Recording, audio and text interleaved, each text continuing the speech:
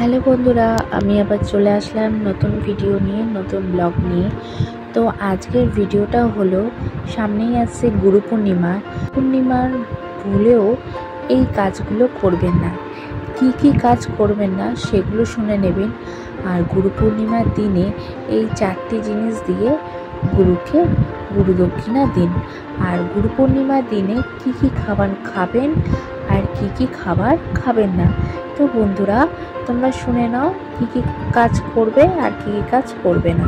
গুরু পূর্ণিমা হিন্দু ধর্মে উদযাপিত একটি গুরুত্বপূর্ণ উৎসব, যা গুরুদের উপাসনা এবং তাদের আশীর্বাদ পাওয়ার জন্য নিবেদিত। আষাঢ় মাসে পূর্ণিমা তিথিতে এই উৎসব পালিত হয়। এই দিনে শিষ্যরা তাদের গুরুর চরণ স্পর্শ করে এবং তার আশীর্বাদ প্রার্থনা করে এবং তাদের কৃতজ্ঞতা প্রকাশ করে। গুরু পূর্ণিমা মহিষ বেদ ব্যাসের জন্মবার্ষিকী হিসেবেও পালিত হয়, কারণ বেদদেবকে হিন্দু ধর্মের আদি গুরু হিসাবে বিবেচনা করা হয়। তিনি মহাভারত রচনা করেছিলেন। হিন্দু ধর্মে গুরুকে ঈশ্বরের চেয়েও উচ্চ মর্যাদা দেওয়া হয়েছে। যে ব্যক্তি গুরুকে শ্রদ্ধা করে সে সর্বদা সফল হয়। তাই গুরু পূর্ণিমার দিনে গুরুর সামনে কিছু ভুল করা থেকে বিরত থাকা উচিত।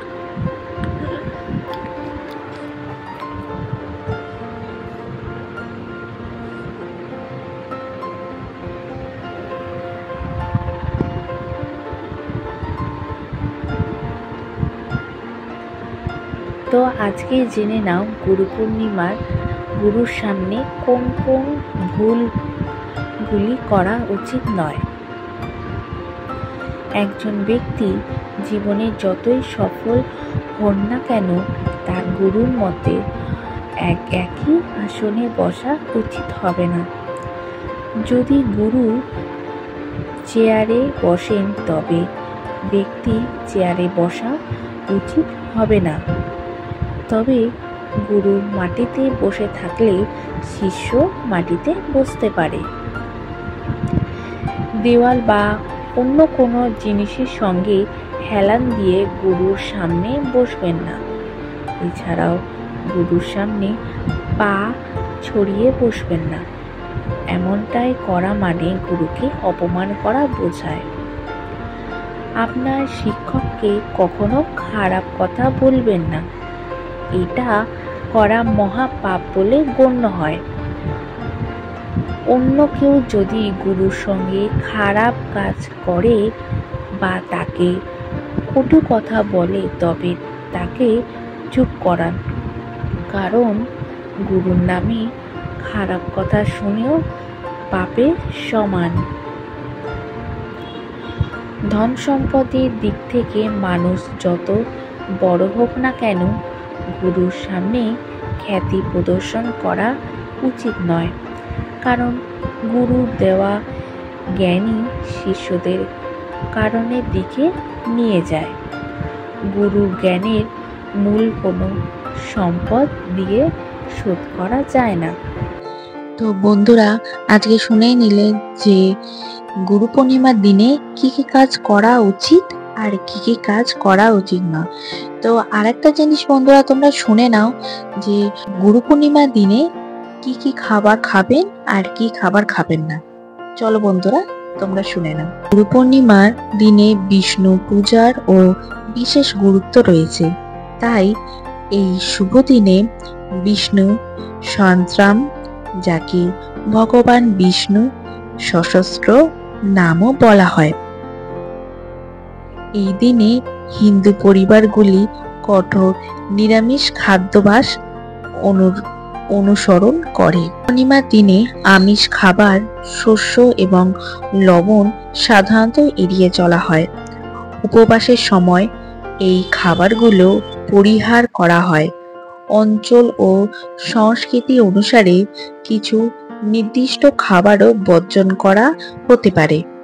গুরু পূর্ণিমার দিনে সাধারণত নিরামিষ খাবার যেমন ফল, দুধ, দই, সাবুদানা এবং লবণ, সেন্ধা লবণ দিয়ে তৈরি করা খাবার খাওয়া হয়। গুরু পূর্ণিমার দিনে কি কি বর্জন করা উচিত? মাছ, মাংস, ডিম ইত্যাদি বর্জন করা উচিত।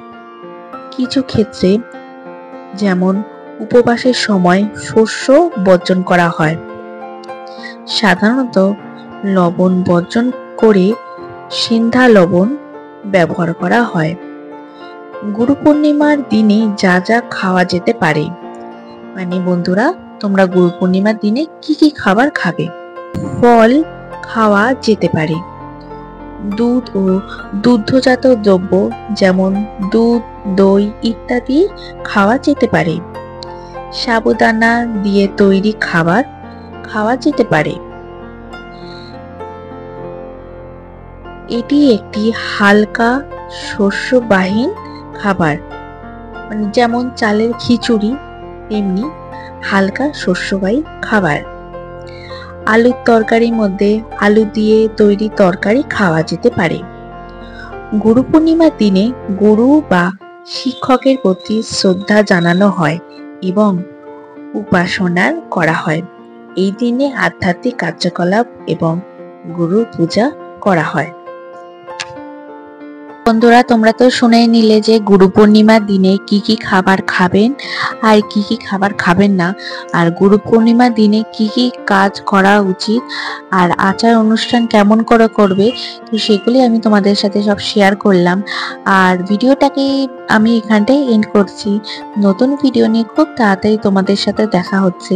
তো আমার ভিডিওটা ভালো থাকলে, আমার ভিডিওটা তোমাদের ভালো লেগে থাকলে আমার চ্যানেলটাকে একটা লাইক করে দেবে, ভিডিওটাকে লাইক, কমেন্ট, সাবস্ক্রাইব করে দেবে। সাবস্ক্রাইবে থাকা পাশে বেল আইকনটা প্রেস করে দেবে, তাহলে আমার কাছে যে ভিডিওগুলো আমি ছাড়বো সেগুলো তোমাদের নোটিফিকেশন চলে যাবে, তাহলে তোমরা খুব তাড়াতাড়ি দেখতে পারবে। তো বন্ধুরা আমি আমার ভিডিওটাকে এখানে এন্ড করলাম। ভালো থাকবে, সুস্থ থাকবে।